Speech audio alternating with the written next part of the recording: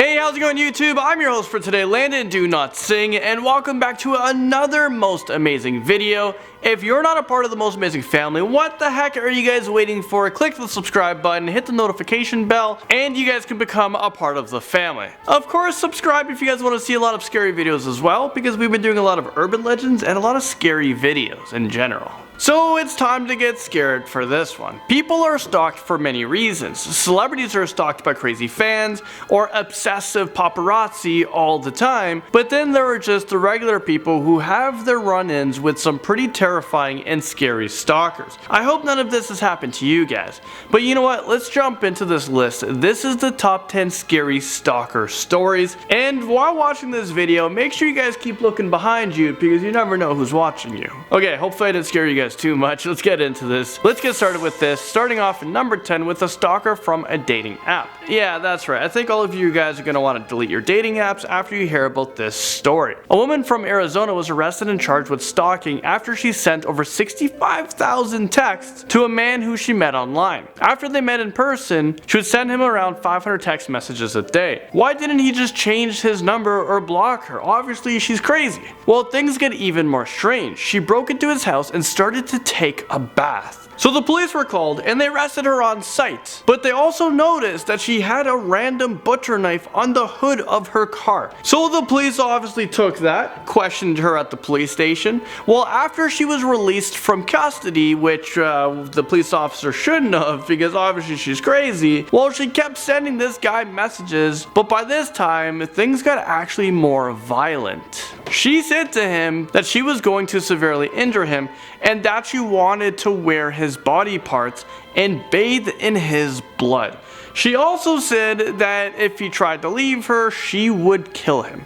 So now she is facing charges of stalking, threatening, and harassment. I'm pretty sure you should throw in maybe attempted murder in there as well. And yeah, I say those charges are pretty fair. The mime stalker comes in at number 9. Oh, the stalker's scary because they're not talking. A crazy mime stalked Nicolas Cage wherever he went. This mime would follow him, watch, and imitate him. Security moved this mime from the area before he was able to physically harm anyone, but this wouldn't be the last time Nicolas Cage saw him. A few years later, he woke up around 2 a.m. and saw a man dressed only in a leather jacket standing over him, slowly licking a fudgesicle while Nicolas Cage was sleeping. I mean, what? Seriously though, why are celebrity security systems so damn bad? How is this guy in there right now? I mean, they make so much money. Don't you think it's a little bit wise to invest in a good security team? When he woke up, he was so fearful. I mean, I would be fearing for my life because you don't know what their intentions are. At first he tried reasoning with the crazy man in his home, but he quickly realized that this man was severely mentally ill and nothing he can say would work. He said he tried to remain calm and stay out of danger. Nicolas Cage said he had to use some verbal judo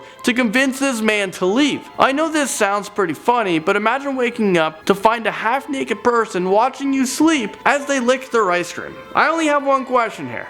Was it vanilla or was it chocolate? Number 8 brings us to the criminally insane stalker. Robert O'Ryan had an unhealthy obsession with Olympic gold medalist and Dancing with the Stars champion.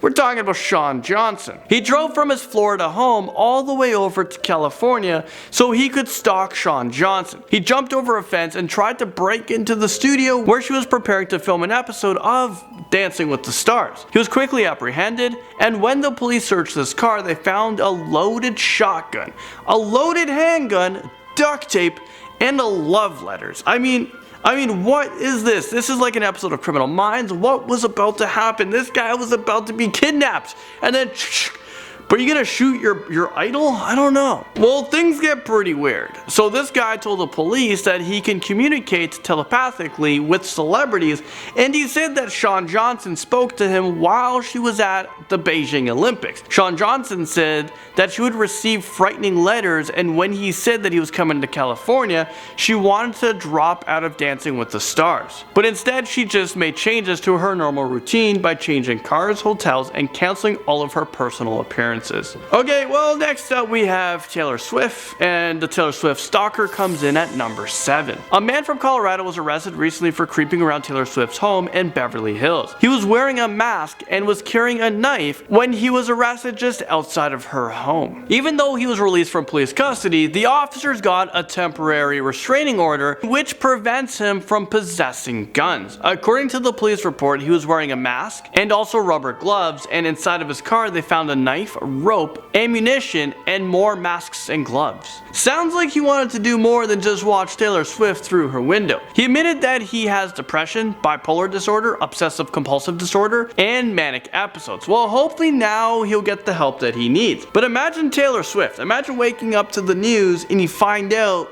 that this guy's your stalker, and your stalker had all of that stuff in his car. I mean, I would be pretty fearful for my life. I mean, you almost got kidnapped, Taylor. Now at number 6 is the cyber stalker Louis Placencia. Well, he threatened to stab and decapitate a lingerie model after he sent a bunch of hate mail through her Facebook and her personal email address. Courtney Reppert was obviously so terrified by these hate messages, so she hired a personal security guard. One of his messages said, "I hope you die in an automobile accident and it crushes your ugly face through the windshield and a large piece of glass cuts your throat." That's a lot of details. I mean, this guy sounds extremely angry. Gotta take some anger management class, bud. Doesn't he know that he can unfollow people on Facebook? I mean, if he hates looking at her face, maybe stop searching her name every single hour.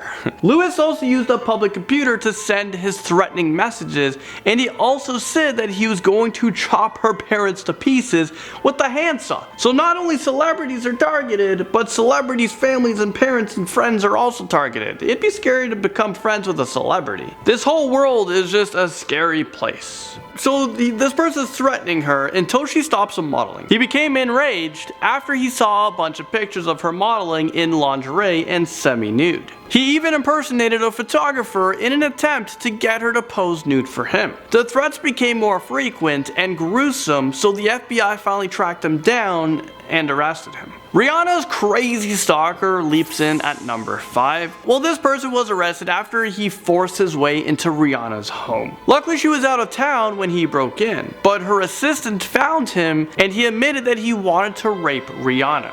The stalker broke into the house after he successfully disarmed the security system, and he stayed on her property for nearly 24 hours before he was arrested. This guy was doing the 24-hour challenge. This is insane. He was charged with stalking, a residential burglary, and trespassing. This wasn't the first crazed fan that stalked Rihanna. There's many. Back in 2016, a man sent her a death threat and took a selfie outside of her home. 2014, a crazed homeless man was sending her threatening letters to her apartment in Soho and her LA home. I think it's time that Rihanna beefs up her security system, because how the heck were these people just walking into her home? What do you mean you just dismantled her security system? You shouldn't be able to just dismantle it. The man who obsessed over his teacher makes its way onto this list at number 4, and the math teacher's name is Mary Schaeffer. However, his innocent crush turned into a deadly obsession that lasted for 15 years. In the 1970s, he relentlessly stalked and followed Mary wherever she went. One day, he kidnapped Mary and her 8-year-old daughter at gunpoint as they were leaving a beauty salon. He stuffed them in a trunk, but shortly pulled over because they were making too much noise. A little boy approached the car, and Ming decided to throw him in the truck as well. Once he was out of town, he beat the little boy to death and left his body. Once he got to the house, he repeatedly raped Mary and kept both of them captive for 2 months. Finally, they were able to escape and call the police for help. He was arrested at his workplace, and at his trial, he somehow managed to smuggle in a knife, and he planned on using it to slash Mary's face as she testified. Someone needs to be enrolled in anger management class, because damn, you got a lot going on right now. Well, he was sentenced to 40 years in prison for murder and another 30 years for kidnapping. Moving on to number 3, we're talking about Robert John Bardo. He is currently alive, serving a life sentence without the possibility of parole after he was convicted in 1991 for the murder of an American actress named Rebecca Schaeffer. His obsession for this actress began when he started to watch a TV show that starred her as the lead role. He wrote numerous letters to her and tried to get access to the set. He became really really frustrated with her not answering his letters, so he hired a private investigator who was able to find her home address. So on July 18th, 1989, he went to her home to confront her because he was angry about a sex scene that she did.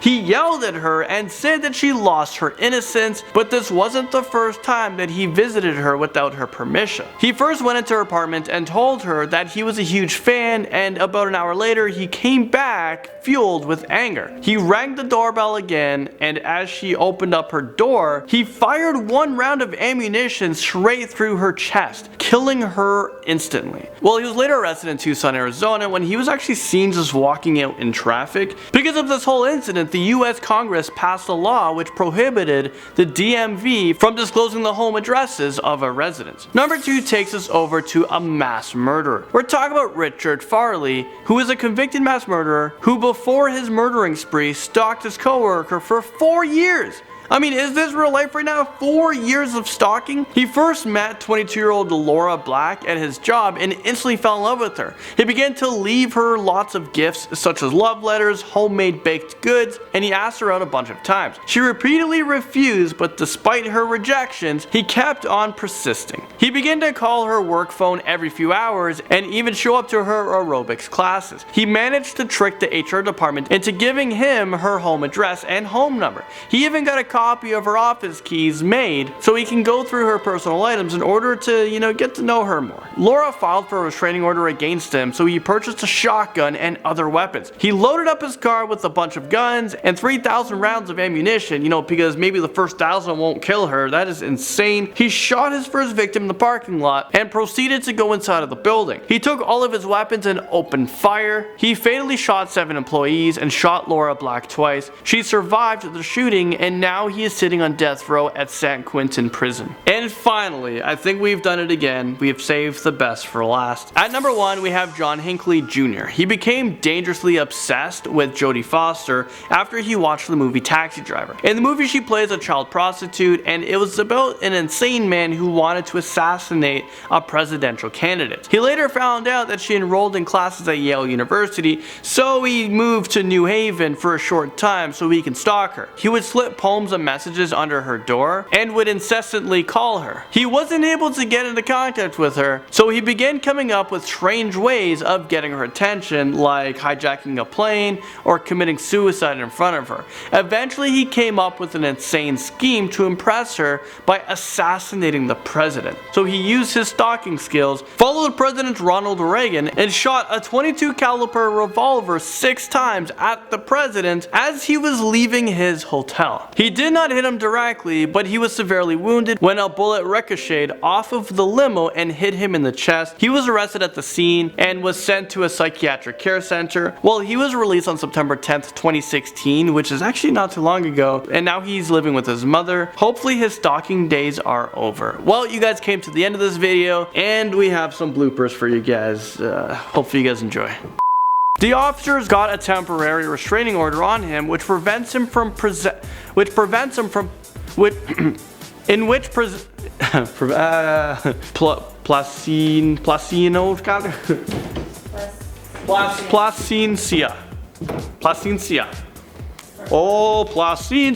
Is this like, huh? Ming San Shui. I'm going through puberty. He became enraged after he saw a Enraged. What am I saying? Enraged. How's the word? Enraged. Enraged. Just do it? Okay. Now at number 6, we have the cyber stalker, Louis Placencia. Is that bad? Enraged. I was saying it. I was saying it wrong. Enraged. See, it's enraged. Oh, enraged. Oh. Ming Sin Shui had developed a major crush on his 9th grade math teacher, Mary Staffner. Stalker. Stop, I just made it up.